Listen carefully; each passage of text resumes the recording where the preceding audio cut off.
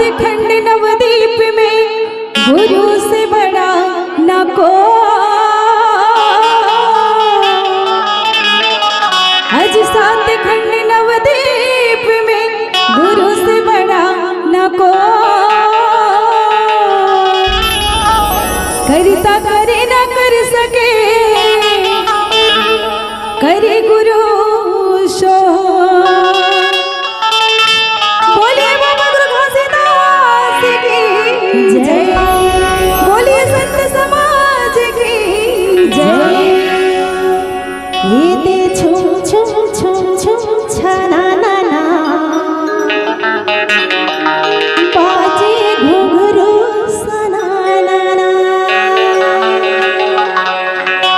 ये दे छुम छुम छुम छुम छना ना ना बाजे घुंघरू सना ना ना। ये दे छुम छुम छुम छुम छना ना ना बाजे घुंघरू सना ना ना। ये दे छुम छुम छुम छुम छना ना ना बाजे घुंघरू सना ना ना। ये दे छुम छुम छुम छुम छना ना ना बाजे घुंघरू